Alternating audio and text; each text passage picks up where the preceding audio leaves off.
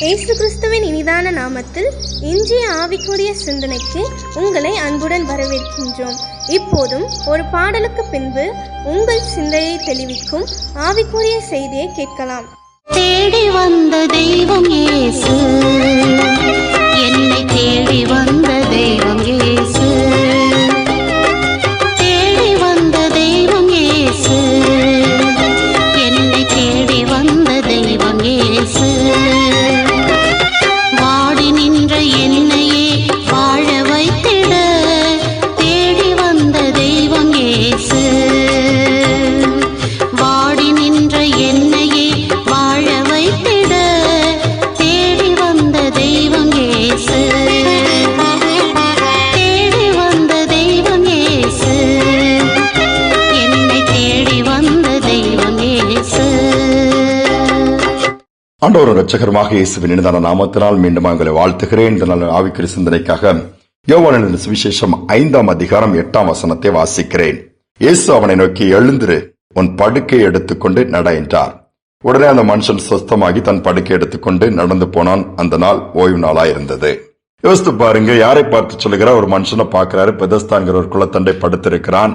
ஒரு நாள் 2 நாள் அல்ல, 1 வருடம் 2 வருடம் அல்ல, 38 ஆண்டுகள் வியாதியை படுத்திருக்கிறான். அந்த குளத்தினுடைய ஸ்பெஷாலிட்டி என்னன்னா, தேவதூதன் திடீர்னு வந்து இறங்கி கலக்குவான் அந்த தண்ணீரை. யார் ஃபர்ஸ்ட் போய் அப்ப இறங்குறாங்க, எந்த வியாதியானாலும் சுகமாயிரும். 38 இயர்ஸ் அங்க பார்த்துட்டு இருக்காங்க. கண் முன்னாடி நிறைய வந்தவங்க ஜூனியர்ஸ் எல்லாம், புதுசா வந்த வியாதிஸ் எல்லாம் சுகமாய் போயிட்டே இருக்கிறாங்க. காரணம், படுத்த படுக்கையா இருக்கிறான். இவன் பெட்டு போட்டிருக்கு, அது மேல படுத்து இருக்கிறார். இவரை கொண்டு போய் விடுறதுக்கு யாருமே இல்ல. 38 வருஷம் போயிடுச்சுது. ஒருவேளை நம்பிக்கை வாழ்க்கையில பாதி பகுதிக்கு மேல போயிடுச்சுது. ஆனாலும் ஆண்டவர் ஒரு நாள் தேடி வர்றாரு. சுகமாக விரும்புறியாப்பா போது அவர் என்ன சொல்றாரு?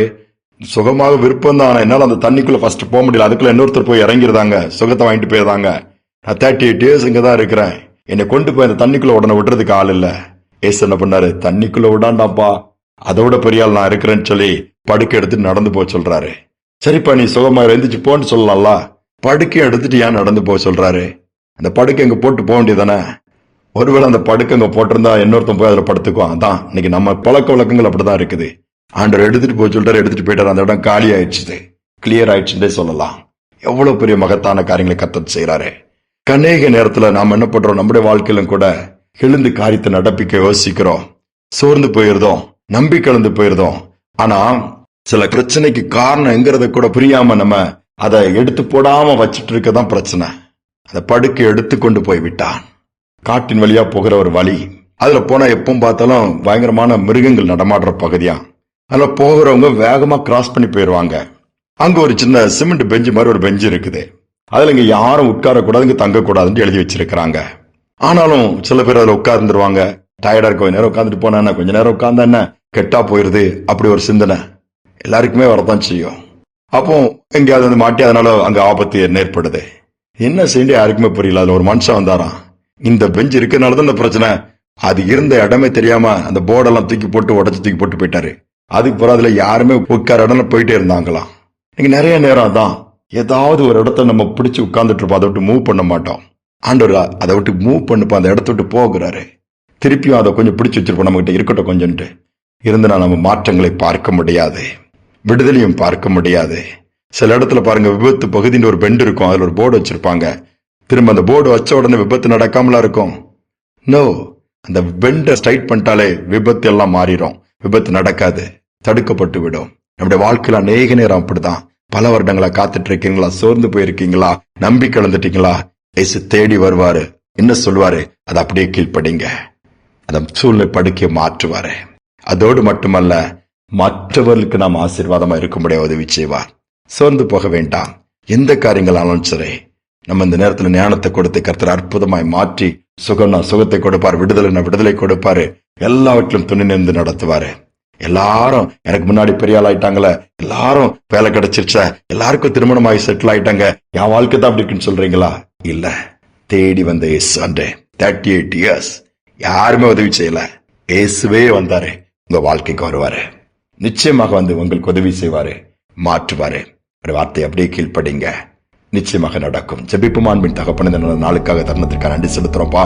38 இயர்ஸ் படுக்கையா இருந்து உதவியற்ற அந்த மனுஷனை கூட நீங்க பாத்தீங்கப்பா. மற்றவனுடைய கண்கள் பட்டதோ இல்லையோ, மற்றவங்க இறங்குனாங்களோ இல்லையோ, நீங்க போய் பார்த்து தண்ணீர் கலக்கப்படும் போது கையை பிடிச்சிட்டு கூட்டிட்டு போனோம் இல்லப்பா. அது தட்டும் கூட வெயிட் பண்ணாம படுக்கை எடுத்துட்டு நடந்து போச்சு. அவன் கீழ்ப்படிந்தான்.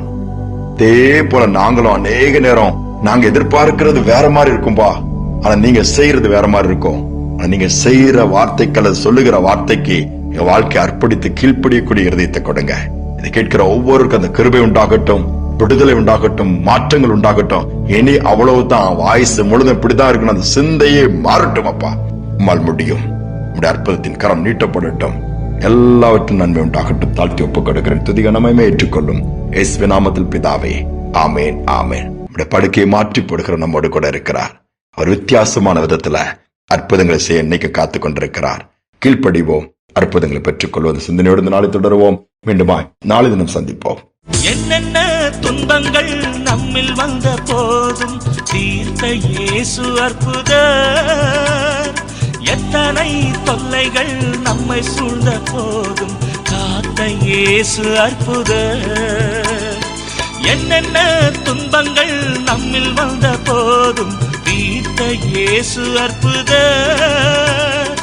எத்தனை தொல்லைகள் நம்மை சூழ்ந்த போதும் காத்த இயேசு அற்புதர்.